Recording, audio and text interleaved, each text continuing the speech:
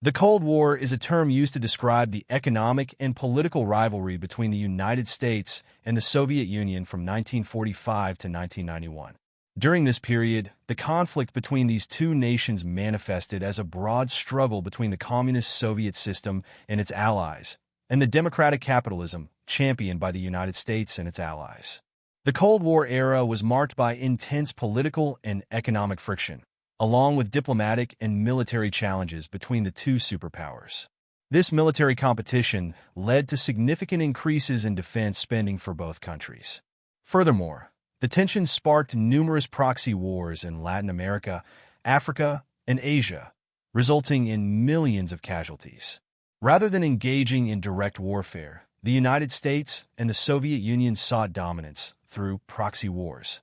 As a result, this period, which lasted until 1991 without a direct confrontation between the two superpowers, is known as the Cold War. Both sides believed in the superiority of their economic and political systems, engaging in a constant struggle over whether capitalism or communism would become the world's prevailing ideology.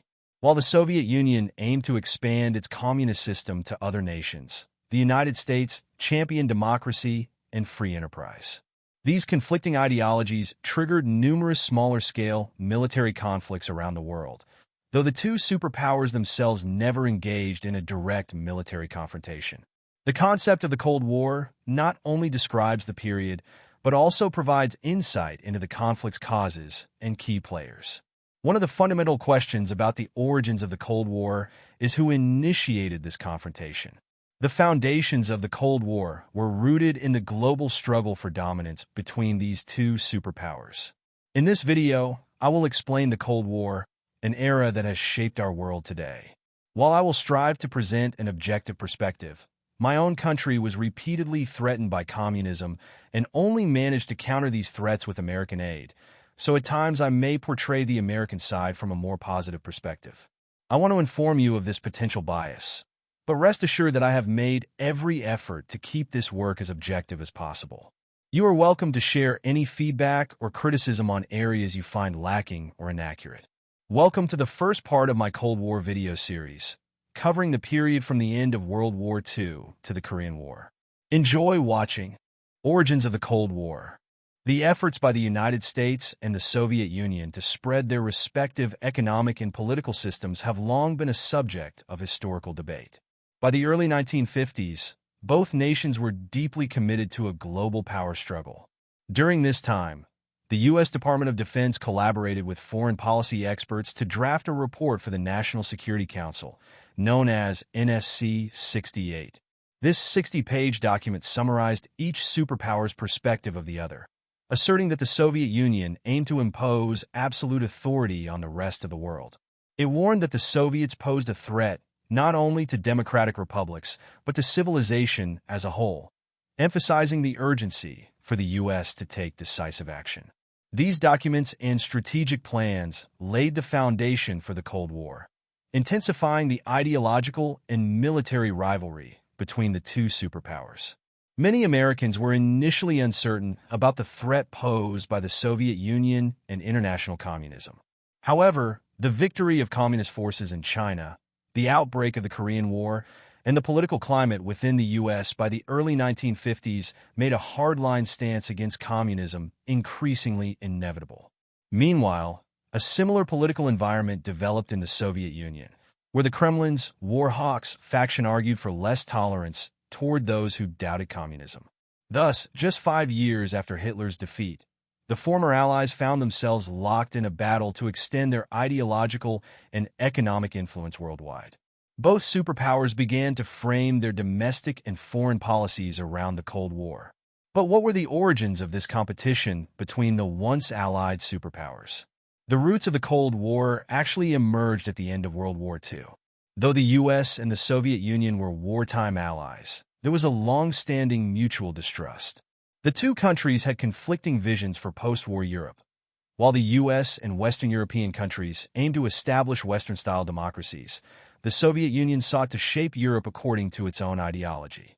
Moreover, the Soviets aimed to create a buffer zone of pro-Russian states to protect against future invasions. These divergent views became apparent during the Yalta and Potsdam conferences in 1945, where American, British, and Soviet diplomats met to discuss the post-war order. In February 1945, Churchill, Roosevelt, and Stalin met at the Yalta Conference, where they focused on the future of Germany and Eastern Europe. As Allied forces continued to close in on Hitler, Stalin advocated for a buffer zone of pro-Soviet governments in Poland and other Eastern European countries to protect the Soviet Union. Poland and these regions had often served as invasion corridors to Russia over the previous 2 centuries. Stalin promised to form a coalition government in Poland, allowing some representatives of the democratic Polish government in exile in London to take positions within it. However, Churchill and Roosevelt were skeptical of a provisional government led by Soviet-aligned communists. The Allies' concerns about a democratic transition were well-founded. Stalin's actions in Poland the previous year had raised alarm. In 1944, he halted the Red Army's advance on Nazi-occupied Warsaw for 2 months, during which time the German army killed thousands of Polish resistance fighters. Despite fears that Stalin would transform Poland into a communist satellite state, the Western Allies were virtually powerless to object, as the Red Army was already occupying much of Eastern Europe. The Allies were also aware that the Soviet Army would occupy East Germany and likely reach Berlin before them. To preserve the alliance, Churchill and Roosevelt agreed that each nation would occupy and reconstruct its designated portion of Germany and Central Europe. In July, a new meeting was held in Potsdam, Germany, with changes in the Allied leadership. Clement Attlee, who won the recent British election, replaced Churchill, while Harry Truman took office after Roosevelt's passing in April. Like their predecessors, Attlee and Truman recognized that a military confrontation over Soviet influence in Eastern Europe was futile. Instead, they focused on restructuring Eastern Europe and defining the borders of states that would regain independence following the German occupation. This approach was based on the assumption that the Soviet military presence in Eastern and Central Europe would be temporary. With this in mind, the Allies hoped to establish new post-Nazi Germany borders that could prevent future conflicts. After World War I, the Allies at the Potsdam Conference sought to establish an independent Europe based on the principle of self-determination. However, deep ethnic and political divisions in Eastern Europe made this process challenging. The dominant ethnic groups in Eastern Europe attempted to suppress minority populations, and these countries, devastated by both German and Soviet occupations, faced immense economic and infrastructure destruction. Despite this devastation, various political groups continued to vie for territory and control. Soon, the economic, ethnic, and political conflicts in Eastern Europe spread to other European countries, including Greece, Italy, and France. Some post-war decisions echoed those of the Treaty of Versailles, which had shaped Germany's fate. After World War I. Germany would be divided into 4 zones, its military disbanded, and the Nazi Party entirely dismantled. However, the Allies aimed to prevent the instability and the rise of the Nazi Party that had plagued Germany after World War I. Since Germany's infrastructure was in ruins following Allied attacks, a special council was formed to coordinate humanitarian aid. Temporary governments were established in each of Germany's 4 zones, preparing for local elections, with the Allies determined to foster stable, democratic governance and prevent a recurrence of the instability of the post-World War I era. Soviet officials, however, sought to punish Germany due to the immense losses suffered by the Soviet Union during the war. The Soviets demanded reparations from Germany for the destruction of cities and wartime losses. But Germany lacked the economic capacity or resources to fulfill these demands. Western allies opposed Soviet reparations demands, arguing that Germany needed to recover economically. This led to diplomatic conflicts among the 4 occupying powers. The Soviets attempted to establish a provisional government and economic restructuring in East Germany, yet they extracted much of East Germany's economic assets as reparations, transporting them to the Soviet Union. This hindered East Germany's own economic development. As a result of these developments, many Americans felt that the Soviet Union's aggressive stance needed to be countered. The American economy had expanded during the war, creating a need for new markets to sell goods. With this aim, the U.S. sought to eliminate economic and political instability worldwide, which they believed led to the rise of totalitarian regimes. Americans launched extensive aid programs to support the establishment of stable democratic governments in Germany and Japan. While these efforts were partly humanitarian, they also served U.S. interests. American business aimed to maintain trade with these countries, and political leaders worried that economic instability in Europe and Asia might drive these regions toward communism. Consequently, American aid programs for the reconstruction of Germany and Japan emphasized the principles of democracy and free enterprise. Over time, this aid facilitated the emergence of West Germany and Japan as strong allies. From 1945 to 1952, American forces occupied Japan, establishing military tribunals to prosecute war criminals, supervising reparation payments, and overseeing Japan's transition to a democratic government. Despite the brutal nature of the Pacific War, Japan's transformation from a militaristic dictatorship to a peaceful democracy was notable. As with Germany's reconstruction, Japan's rebuilding reflected the unfolding dynamics of the Cold War. While the U.S. occupied Japan, the Soviet Union expanded its influence in Manchuria. In addition, the Korean Peninsula was divided, with the assistance of the United Nations, into two rival governments. General Douglas MacArthur, who led Japan's post-war reconstruction, aimed to establish a constitutional democracy similar to that of the United States. In the initial years of Japan's restructuring, the Americans focused on reducing the Japanese military's power and converting munitions factories into facilities for consumer goods production. Some Americans feared that supporting Japan's industrial sector too heavily might eventually turn Japan into a major power again. However, as communism began to spread in China and Southeast Asia, the U.S. shifted its approach, investing in Japan to foster economic growth and build a pro-American government. MacArthur's democratic reforms, including granting voting rights to women, were initially met with resistance from the Japanese public. By 1950, however, it became clear that Japan and the U.S. were beginning to transition from bitter enemies to allies. This new alliance was based on U.S. economic aid to Japan, mutual trade, and shared concerns over the rise of communism in neighboring China and North Korea. During the rebuilding of Eastern Europe, strong anti-communist sentiments emerged in Japan and West Germany. Eastern European populations, who had endured immense suffering during World War II, saw many people forced to leave their homelands. Following the war, it became apparent that Hitler's plan to unite ethnic Germans was being realized through decisions made at the Potsdam Conference. Eastern European officials demanded the return of Germans living in Poland, Czechoslovakia, and Hungary back to Germany. At Potsdam, the Allied leaders endorsed the idea of creating ethnically defined nation-states, with Poland governed by Poles, Czechoslovakia by Czechs, and Hungary by Hungarians. This plan led to a refugee crisis due to the region's ethnic diversity, as millions of people were displaced.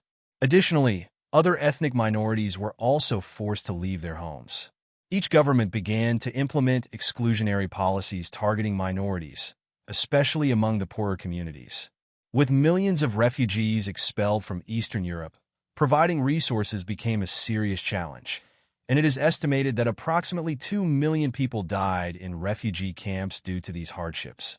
Along with the pain of displacement, the Eastern European people also suffered under totalitarian regimes established by Stalin's authoritarian influence. Some historians blame Western allies, arguing that Eastern Europe was abandoned to Stalin's desires at the Yalta and Potsdam conferences. However, given the strong Soviet military presence in the region, the Western Allies were not in a favorable position to impose a new structure on Soviet-controlled Eastern Europe. The Western Allies were also focused on reshaping areas west of Berlin according to their own doctrines, which required significant investments. At the Yalta and Potsdam conferences, official statements were made advocating for the establishment of democratic elections and constitutional governments. In the immediate post-war period, elections were held in newly established European nations, and both communist and non-communist leaders were democratically elected in Eastern Europe. However, communist groups soon overthrew non-communist governments with Soviet military support, taking control of these nations. Thus, shortly after World War II ended, Hungary, Poland, Romania, Bulgaria, and East Germany came under the rule of communist governments backed by the Red Army. Yugoslavia, however, was an exception. It managed to liberate itself from Nazi occupation without assistance from the Soviet Army, allowing its leader, Josip Tito, to maintain independence from Soviet influence. Since the Red Army neither liberated nor occupied Yugoslavia, Tito was able to establish his own communist regime, suppressing opposition while offering an alternative model to Soviet leadership for leftist groups worldwide. By 1948, Europe, liberated by the Allies from Nazi occupation, had been divided along ideological lines by two superpowers, with democratic and communist states forming on either side of the divide. Regions liberated by American forces were governed by democratic capitalist governments, while Eastern European nations liberated by the Soviet Red Army transitioned to communist rule. The founding of the United Nations. In the post-war era, despite mounting tensions between the United States and the Soviet Union, there remained strong hopes for building lasting peace through enhanced communication and collective action. As the war ended, representatives from around the world gathered to discuss measures to prevent future conflicts. This diplomatic meeting culminated in the signing of a provisional charter for a new organization, the United Nations UN, which would replace the League of Nations, an entity established after World War I, but ultimately deemed ineffective. During the Yalta Conference, leaders Winston Churchill, Franklin D. Roosevelt, and Joseph Stalin exchanged ideas about establishing the UN, laying out the initial framework for its structure.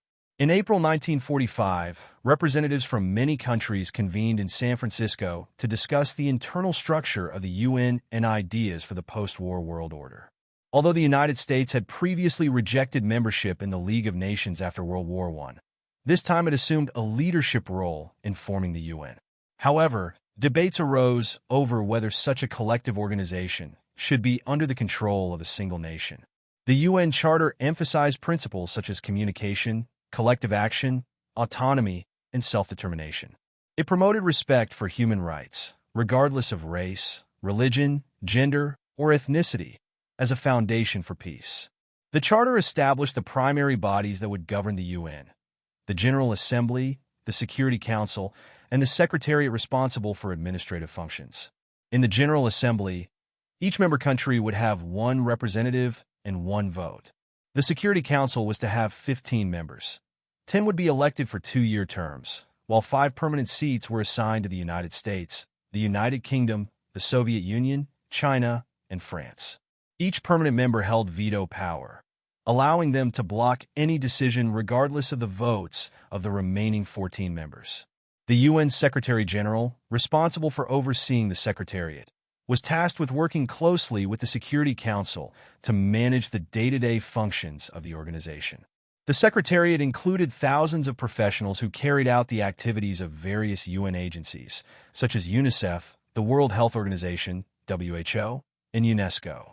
Together with support from the Secretariat, the General Assembly and Security Council sought to resolve international disputes, promote universal standards for human rights, and foster mutual understanding among member states. In this context, a committee led by Eleanor Roosevelt drafted a significant document, which was presented to and approved by the General Assembly in 1948. Known as the Universal Declaration of Human Rights, this document formally recognized the obligation of all UN member states to uphold and respect human rights. American-Soviet tensions. In March 1946, former British Prime Minister Winston Churchill highlighted the division of Europe into democratic and communist states during a speech at Westminster College in Missouri.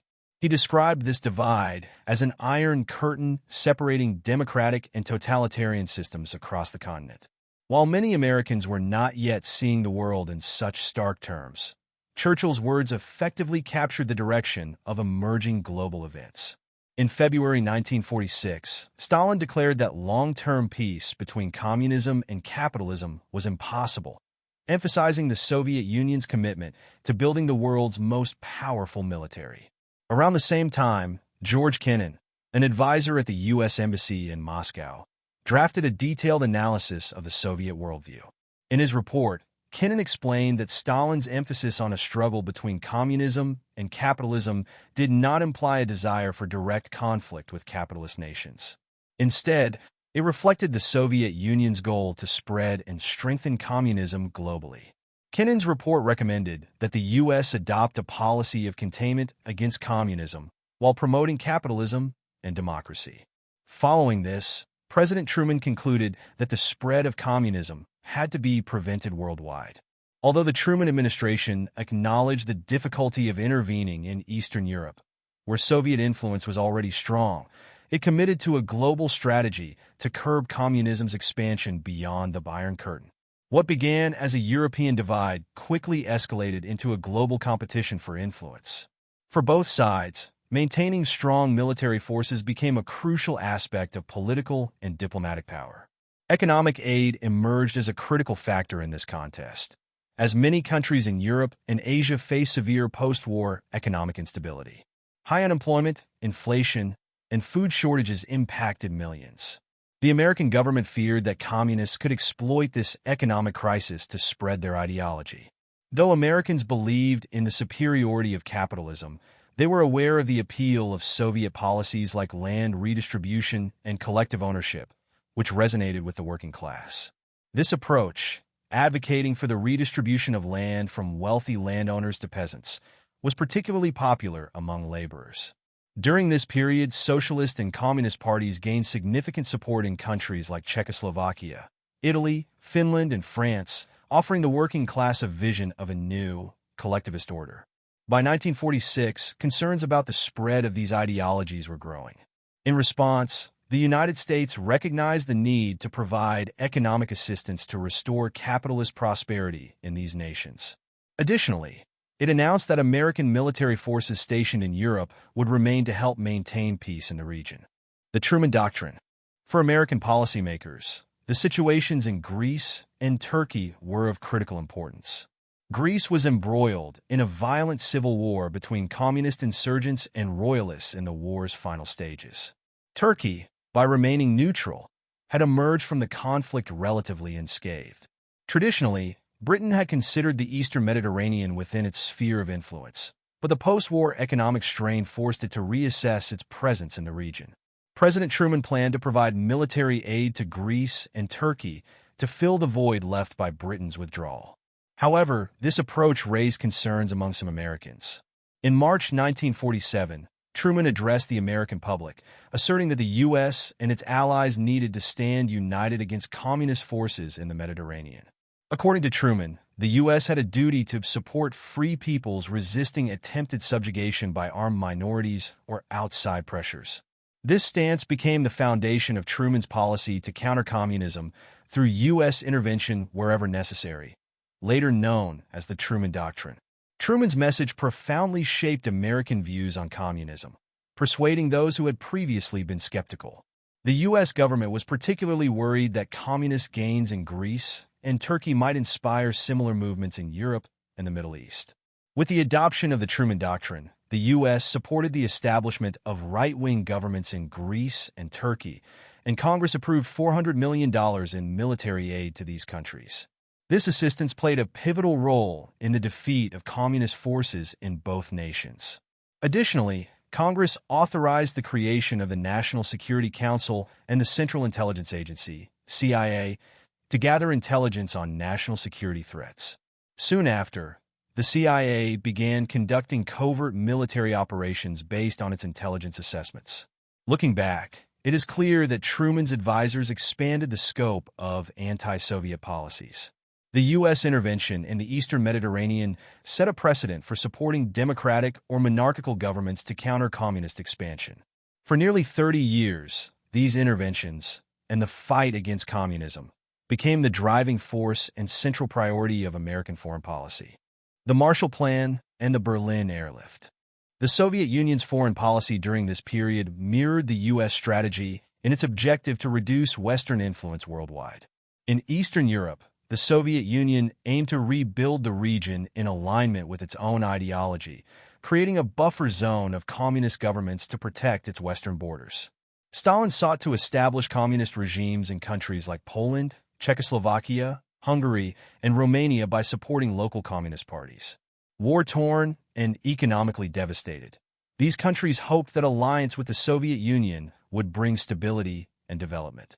However, the Soviet economy, also heavily damaged by the war, failed to meet these expectations.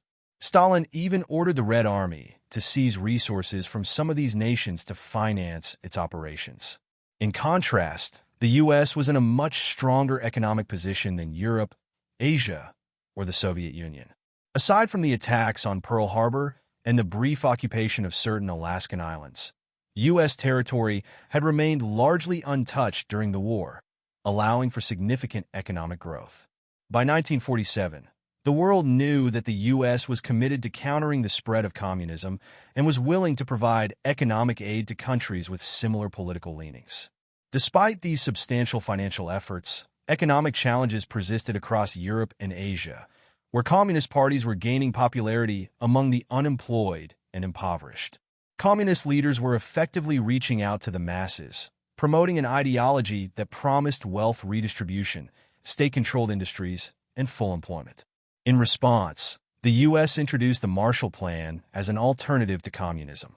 The Marshall Plan, conceived by George Catlett Marshall, who had served as U.S. Army Chief of Staff during World War II and was then one of President Truman's advisors, offered $12 billion in economic aid to participating countries.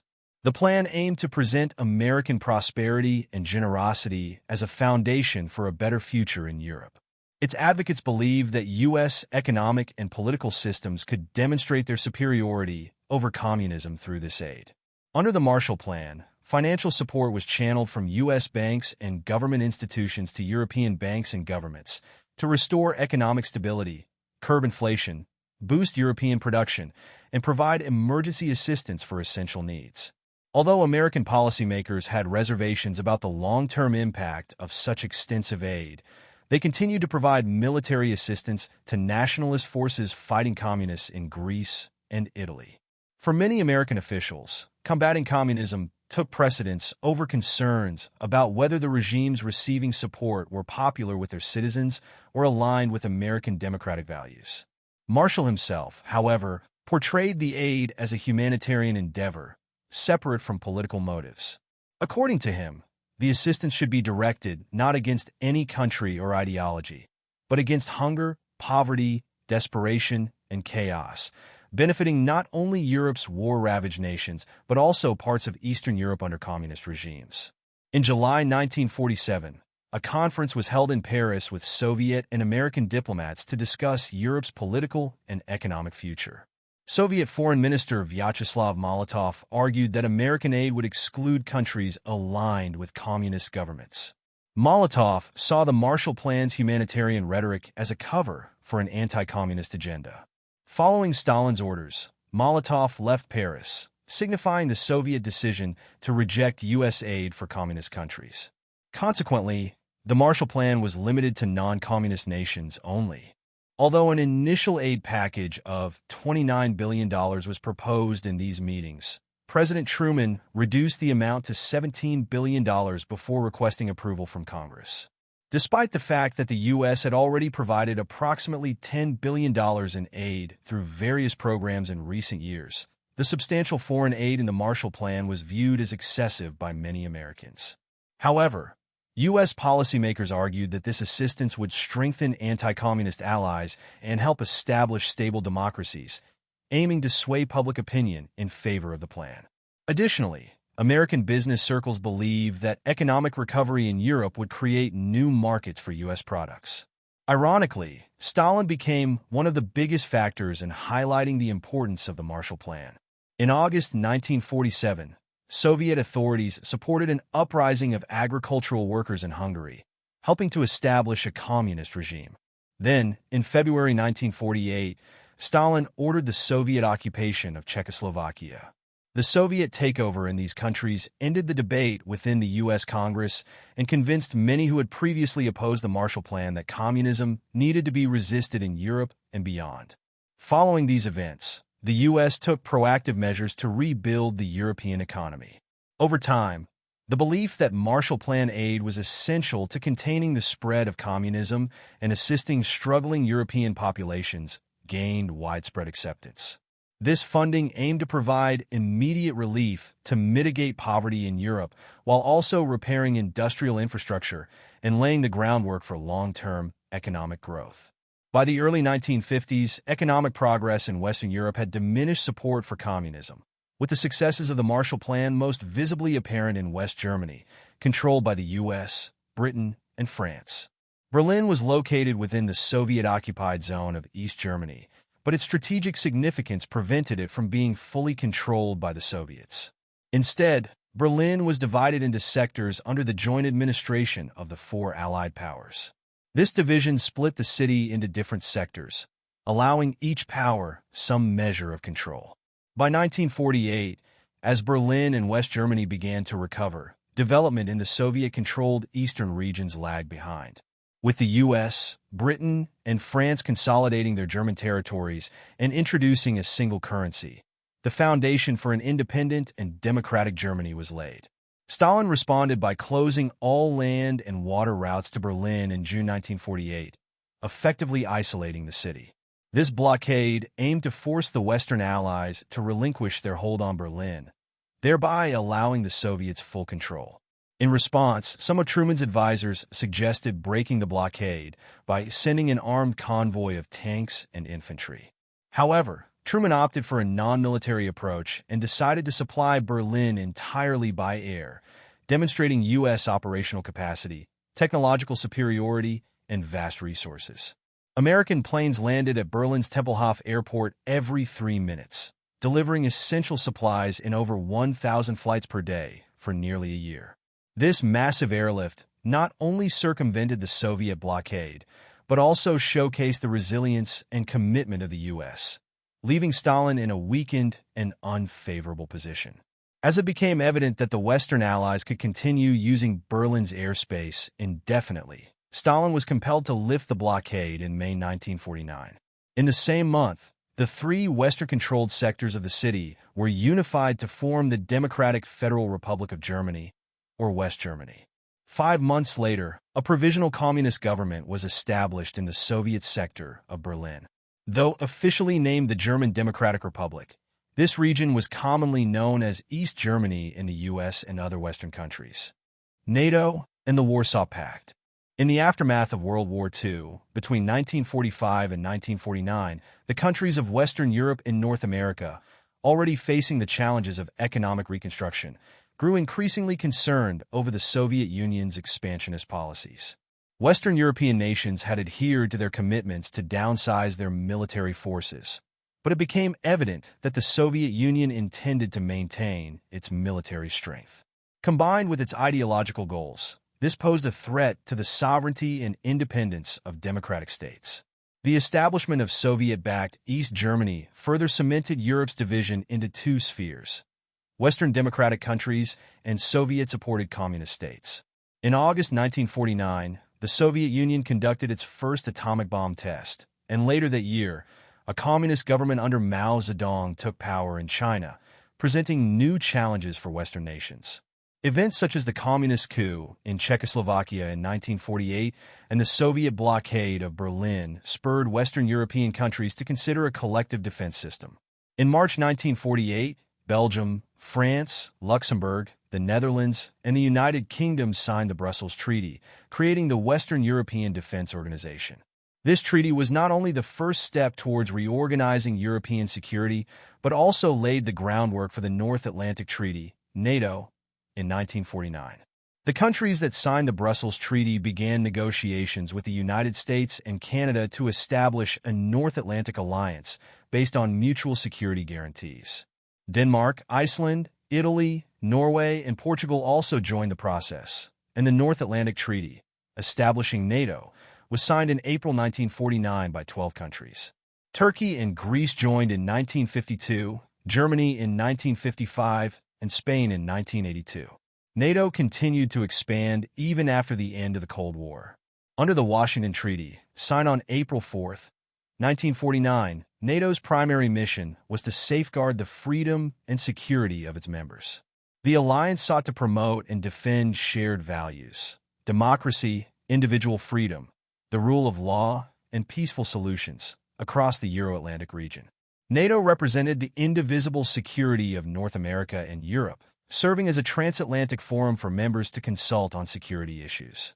Article 5 of the North Atlantic Treaty committed NATO to consider an attack against one member an attack against all, and to provide collective defense in response. In response to this Western initiative, the Soviet Union sought to establish a similar alliance with the communist countries of Eastern Europe. In May 1955, the Soviet Union announced the creation of a defense pact, similar to NATO, in Warsaw, Poland.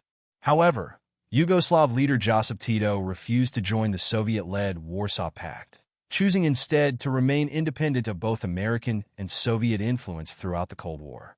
The initial step toward forming the Warsaw Pact took place during a conference in Moscow from November 29 to December 2, 1954, attended by 8 socialist states.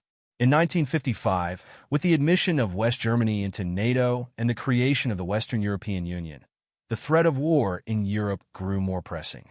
In response, the Eastern Bloc countries united under the Warsaw Pact to provide for their mutual security. Developments in Asia. To provide economic aid to Eastern Bloc countries, the Soviet Union established the Council for Mutual Economic Assistance, Comecon, modeled after the Marshall Plan. Despite the strain on the Soviet economy due to heavy spending on military and space programs, this council aimed to extend certain aid to member nations. At the same time, Stalin strengthened ties with Chinese Communist Party leader Mao Zedong through a series of meetings, marking an intensification of Cold War dynamics in Asia in 1949. Mao's communist forces defeated American-backed nationalist troops, taking control of China and founding the People's Republic of China. The Soviet alliance with China reinforced the principles of the Truman Doctrine, sparking increased concern in American politics over the spread of communism. American policymakers began to view the spread of communism through the lens of the domino theory, believing that a communist takeover in one country could lead to similar outcomes in neighboring states. Some American officials went so far as to describe communism as a contagious disease, arguing for the need to protect healthy nations from its spread.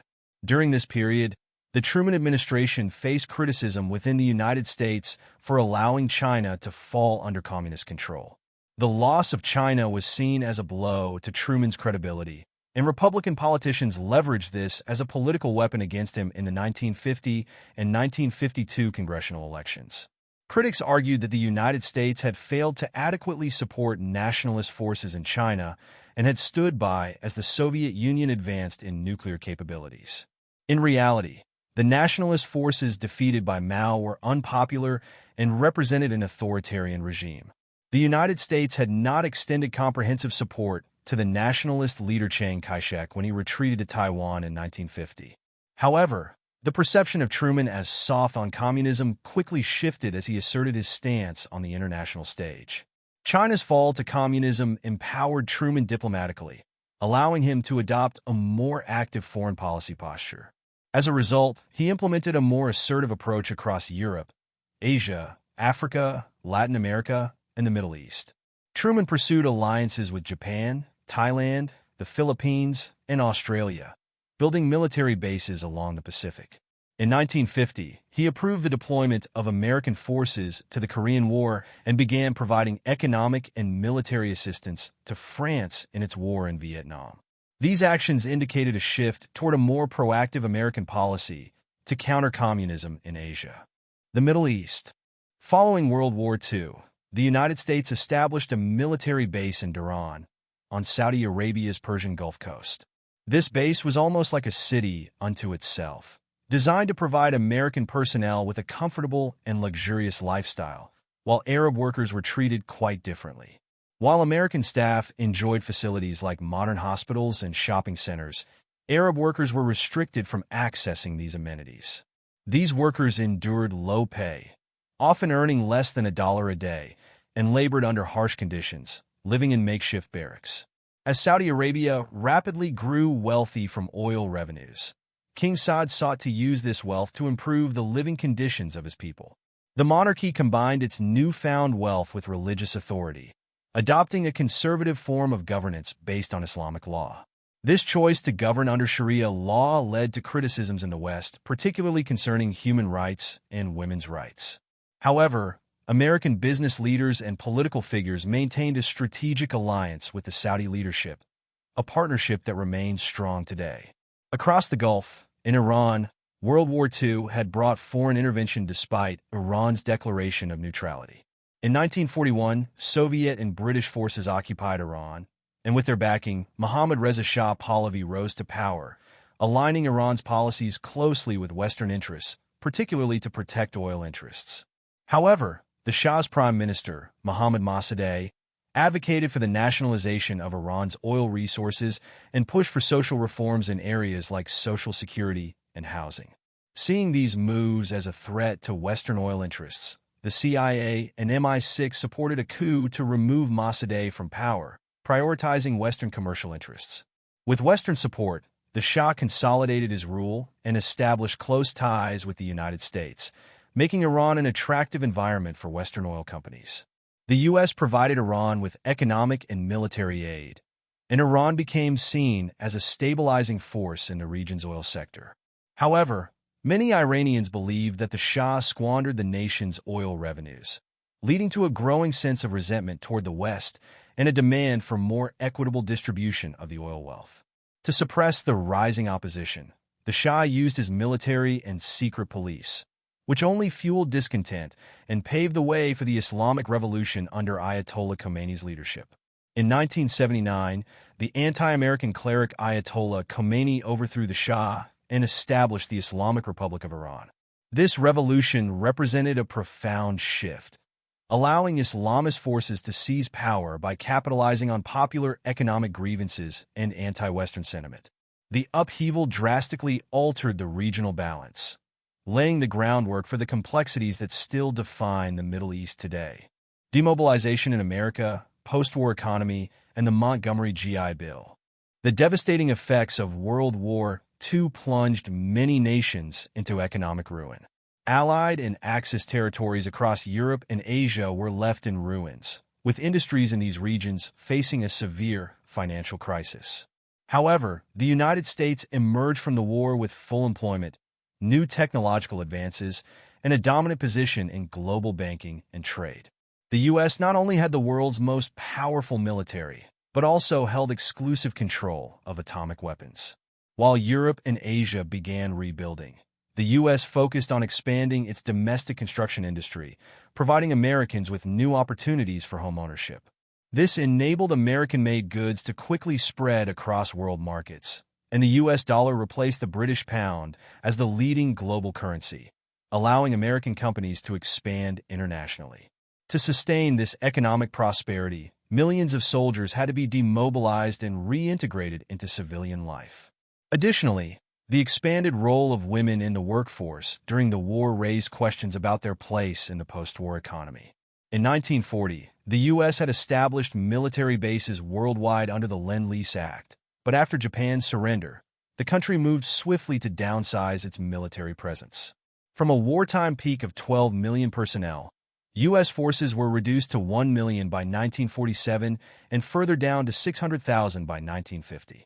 This transition raised concerns among military leaders, laborers, and producers, as the wartime economy had largely depended on defense spending, and reintegrating soldiers into civilian life meant many people would soon be seeking employment.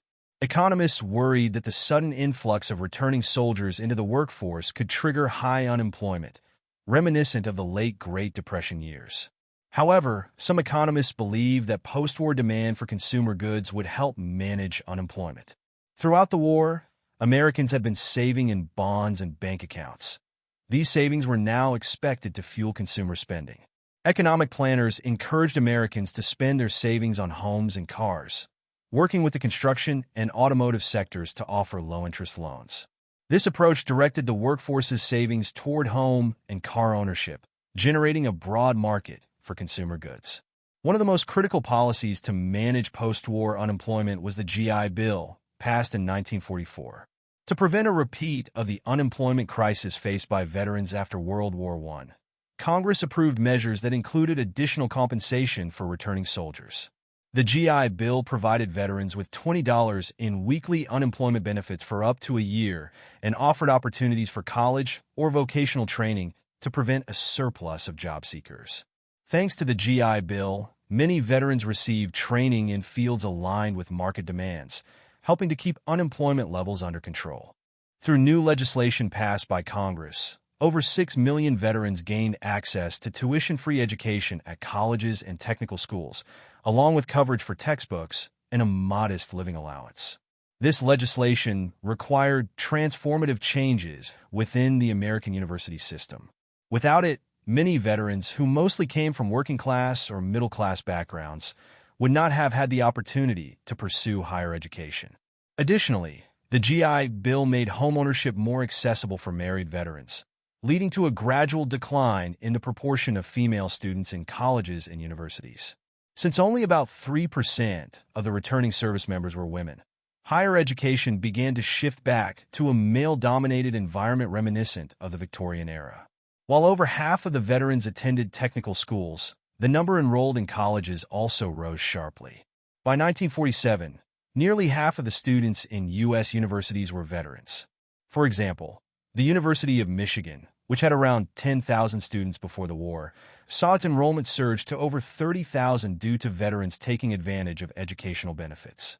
These veterans were eager to use their grades to gain a competitive edge in the job market, a demand that pushed colleges to reconsider traditional liberal arts curricula in favor of more career-oriented programs. Many academic administrators, however, worried that this shift would undermine their mission of producing well-rounded graduates with strong analytical and communication skills. Critics were also concerned that the influx of veterans might lower academic standards. To accommodate the surge, colleges hired new faculty, but this raised questions about maintaining educational quality. In California, for instance, colleges increased their faculty count from 8,000 to 13,000 in 1946 alone, a near doubling. Fears about watering down the curriculum led some non-veteran students to refer to veterans as curve raisers and to view their academic performance with skepticism. Nevertheless, many faculty members welcomed the educational opportunities provided to veterans, seeing it as a chance for these individuals to improve their prospects. As a result of the GI Bill, the educational level of the American workforce rose, contributing to increased productivity in the workplace. Under the GI Bill, more than 2 million veterans also benefited from home loan programs. Alongside other federal housing credit initiatives, millions of American families transitioned from renting in urban centers to owning homes in suburban areas after the war. Although the GI Bill was technically designed to be race-neutral, access to these benefits was limited for non-white veterans due to the discriminatory practices of 1940s America. Black, Latino, and Asian American veterans struggled to utilize these home loans effectively, facing restrictions similar to those under New Deal programs. Black realtors and mortgage companies in large cities tried to support non-white veterans, but even they often couldn't help them buy homes outside of black neighborhoods. Similarly, other ethnic minorities faced challenges in finding housing in white neighborhoods.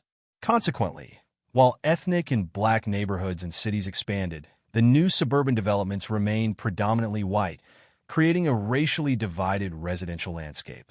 Construction firms at the time also reinforced this discrimination. Marketing strategies for new suburban housing developments often promoted homeownership for whites only, with campaigns that emphasized segregation. This led to an explicitly racialized approach to suburban expansion. The dawn of the nuclear age. The United States sought to leverage its exclusive hold on atomic bomb technology, though it recognized that the Soviet Union and other major powers would soon develop nuclear capabilities as well. Many policymakers and scientists proposed establishing a United Nations or other international agency to regulate the development of atomic weapons. However, concerns arose that such an institution might undermine the U.S.'s scientific and military advantage. There were also fears that countries with nuclear weapons could violate the regulations imposed by this agency or secretly subvert agreements. Amidst these discussions, the Soviet Union shocked the world in August 1949 by successfully testing its first atomic bomb. The Soviets' rapid progress, sooner than American scientists had anticipated, fueled suspicions that the Kremlin might have acquired U.S. atomic secrets. The U.S. was aware of Soviet espionage activity within its borders. In 1948, Alger Hiss, a State Department official, was accused by prosecutor Whittaker Chambers of serving as a courier for a communist underground network in Washington before World War II. Chambers presented typed State Department documents, allegedly prepared on Hiss's typewriter, to the investigation committee and claimed to have hidden some of these documents inside a hollowed-out pumpkin on his farm. Chambers alleged that these documents had been given to him by Hiss. Hiss denied the accusations before the House Un-American Activities Committee. However, when Chambers repeated his claims outside the committee, Hiss filed a defamation suit against him. On December 6, 1948, the committee published Chambers' sworn testimony, which alleged that Hiss had passed classified documents to a Soviet agent through him. Hiss adamantly denied all allegations. A federal grand jury examined the sworn testimonies of both men and, on December 15th, indicted Hiss on 2 counts of perjury, one for denying that he had passed documents to Chambers and another for claiming that he had not seen Chambers after January 1, 1937. At the first trial in 1949, the jury could not reach a unanimous verdict. However, in a second trial in 1950, Hiss was found guilty and sentenced to 5 years in prison. Ethel and Julius Rosenberg, both members of the Communist Party of the United States, were also accused of espionage. The couple was charged with passing nuclear secrets from Ethel's brother, David Greenglass, who worked at a research facility in New Mexico, to the Soviets. Their death sentence sparked significant controversy in the U.S. and worldwide. American authorities offered to commute their sentence to 30 years in exchange for a confession, but the Rosenbergs maintained their innocence and refused the offer. Later, Ethel was given the chance to avoid execution by placing the blame solely on her husband, but she declined this offer as well. The Rosenbergs learned they were scheduled for execution on June 18th, which happened to be their wedding anniversary. They requested a 1-day postponement, which was granted, and on June 19th, they were executed side by side in the electric chair. Opinions on their guilt varied. While some believed their crimes warranted punishment, others argued that the charges were exaggerated and driven by anti-communist sentiment. Julius Rosenberg, after receiving the death sentence, told his attorney, "This death sentence is no surprise because there had to be a Rosenberg case. These kinds of hysterics were needed to make the Korean War acceptable to the public." In response to the successful Soviet atomic bomb test, President Truman announced plans to develop the hydrogen bomb, a weapon even more powerful and destructive than the atomic bomb. Following the first atomic test, American physicists had already begun working on multi-stage nuclear weapons. The possibility that the Soviet Union might produce such a bomb first deeply concerned scientists, as it would have catastrophic consequences. In November 1952, the United States conducted its first hydrogen bomb test in the South Pacific, creating a massive crater 160 meters deep. In response, the Soviet Union successfully tested its own hydrogen bomb in August 1953, and soon after, the United States tested another hydrogen bomb at Bikini Atoll in the Pacific. These tests marked the beginning of the nuclear age, ushering in an era of powerful and deterrent nuclear weapons. U.S. military strategists debated the implications of the hydrogen bomb, agreeing that its use in war inherently served as a deterrent. Strategy theorists proposed building a large nuclear arsenal to protect the U.S. under the doctrine of mutually assured destruction, MAD. The core idea behind MAD was that nations with the capacity to annihilate each other would refrain from attacking due to the risk of mutually destructive retaliation. This idea led to both nations maintaining extensive nuclear arsenals to reinforce their deterrence. The MAD doctrine became a cornerstone of Cold War strategy and continues to influence military policies today. Recognizing that the deterrence theory might be overly optimistic, Americans took additional steps to strengthen their defenses. The Federal Civil Defense Administration launched the Alert America campaign to raise awareness of potential threats and assure citizens that the government was taking all necessary precautions for their safety. As part of this campaign, children watched short films explaining how to protect themselves from a Soviet nuclear attack, and schools used comic books and cartoon characters to teach self-protection methods. Critics argued that these campaigns aimed to instill fear in children and parents, discouraging them from questioning Cold War assumptions. Nevertheless, many Americans in the 1950s took these warnings seriously and followed the advice provided. Americans also took individual measures against potential nuclear attacks. Local organizations helped build thousands of shelters in urban areas, while citizens constructed private bunkers in their backyards, stocking them with food and other necessities. In this way, people prepared themselves against a nuclear attack, or at least felt reassured by taking action. Origins of the Korean War. The origins of the Korean War are rooted in the global power struggle that emerged after World War II, despite the temporary cooperation between the United States and the Soviet Union against Japan. When the Chinese Civil War resumed in 1945, Communist leader Mao Zedong declared victory in May 1949 and established the People's Republic of China. The U.S., however, continued to support nationalist leader Chiang Kai-shek, who had fled to Taiwan and refused to recognize Mao's government. While the U.S. recognized Chiang's government in Taiwan as the legitimate government of China, Western members of the United Nations also resisted allowing the People's Republic of China a permanent seat on the UN Security Council until 1971. Mao's success was achieved through popular support, despite $2 billion in U.S. aid to Chiang's forces. Mao and other communist leaders had gained the people's favor by promising equitable distribution of land and wealth, whereas Chiang Kai-shek's regime was widely seen as corrupt. In contrast, Chiang responded harshly to protests from peasants who opposed rising food prices. The Truman administration recognized that there was little it could do to halt the spread of communism in China and deemed military intervention unwise. However, public sentiment in the U.S. grew increasingly critical, especially among Republican leaders, who accused the Democrats of allowing communism to spread unchecked in Asia. Despite this, the U.S. continued to recognize Chiang's government in exile as the legitimate government of China, while Mao's regime sought to expand communism within mainland China. In Korea, the U.S. aimed to establish a different leader than the popular communist Kim Il-sung, who had led resistance against Japan. Consequently, the Korean peninsula was divided at the 38th parallel between Soviet influence in the north and American influence in the south. This division led to two separate governments.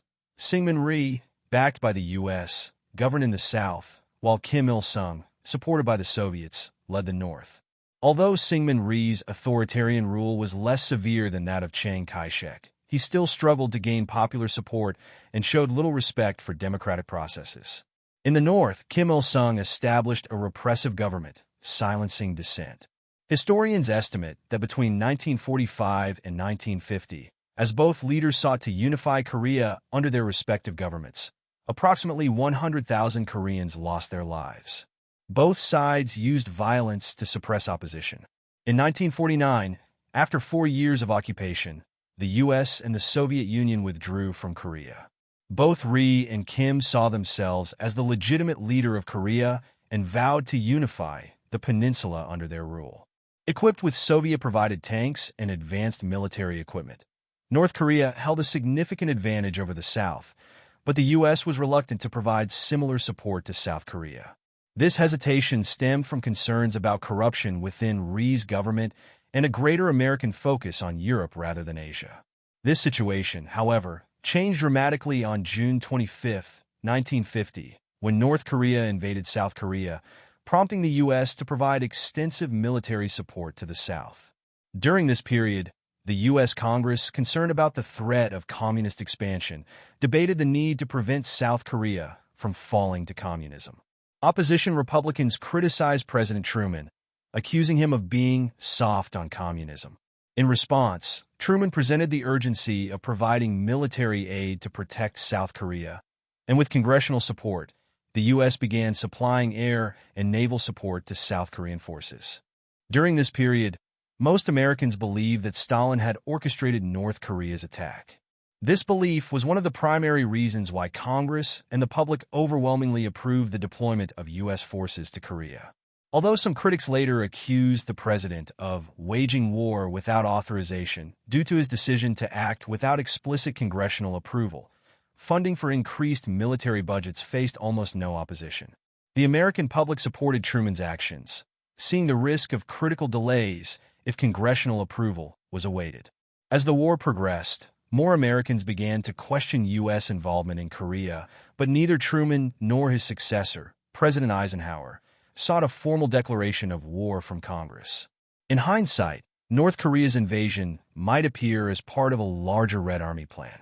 A unilateral and direct action by Truman could have led to military confrontation with the Soviet Union.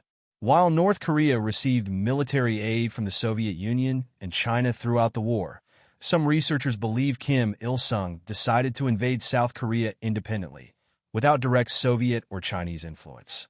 Following World War II, South Korea was under U.S. responsibility, and Truman was convinced that a communist invasion would cast doubt on America's resolve to combat communism worldwide.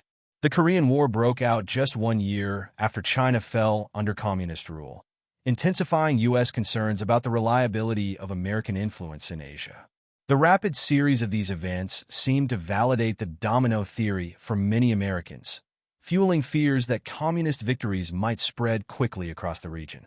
Determined to prevent all of Southeast Asia from falling under communist influence, the U.S. committed to halting communist expansion. I'll include the second video as soon as possible, but further research is necessary to cover the topic comprehensively. I hope you found my Cold War work helpful so far. See you in the next videos. Take care.